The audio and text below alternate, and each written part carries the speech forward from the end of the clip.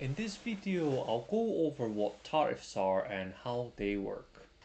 Now, tariffs have been a rather trendy word in the news these days since President Donald Trump came back into power and introduced his plans to impose tariffs on different products and services from a number of countries. Tariffs are basically a form of tax paid to the US government on imports of physical goods or services.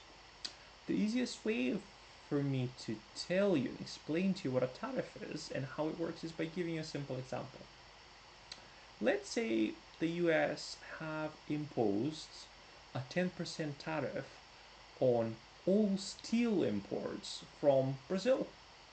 Company A is a car manufacturer and Company B is a steel producer. Company A is based in the US and Company B is based in Brazil. Company A is in dire need of 1 ton of steel. They've purchased steel from Company B in the past and it's costed them $1 million. So Company A decides to place a new order for 1 ton of steel for the amount of $1 million from Company B. Company B ships order to the US, and at the point of entry to the US, the shipment gets held in customs. At that point, Company A needs to pay the 10% tariff, the newly introduced 10% tariff, which $1 million is $100,000. In order to get the shipment released, Company A needs to pay $100,000 to the US government. So it does.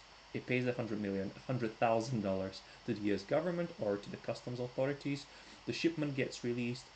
Company A receives the steel at their manufacturing facility somewhere in the US, at which point they need to pay Company B what they're owed, which is $1 million. They initially agreed $1 million. So you can see in that scenario, Company A needs to pay $1,100,000 for the same 1 ton of steel it has previously purchased from Company B before the tariffs are introduced for $1 million. Now that we know what tariffs are and how they work, let's answer the question of why do governments and countries impose them? Well, there's basically three reasons why. Reason number one is because of money, revenue. The government makes money when it imposes taxes. From our example, the $100,000 tariff Company A paid to get its steel released from customs goes into the government's pocket. So imagine that happening on a large scale, how much money a country can make out of introducing those tariffs. People going on. Second reason is for the government and the country to protect its workers and firms. Now let's say that steel is always cheaper to source from abroad. So companies such as US car manufacturers will always import steel from, like our example, Brazil. What is that going to do with the steel manufacturers in the US? Well, they'll go out of business and people are going to lose their jobs, which in turn will mean less taxes getting paid to the US government and potentially people going on welfare and actually using the government's money to live from.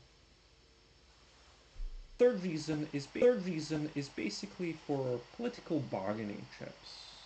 Politicians, when negotiating with their counterparties at other countries, use tariffs as a bargaining chip. If they cannot come to terms on a deal they're trying to shake hands on, then countries, bigger players, just like the US, bigger importers of goods and services, can use the tariffs bargaining chip to threaten other countries in order to achieve their political agenda. Now that we know what tariffs are, how they work, and why countries impose them, we need to answer the question of, do they ultimately make our lives, the consumers' lives, better? It shouldn't be too hard to answer with a simple example.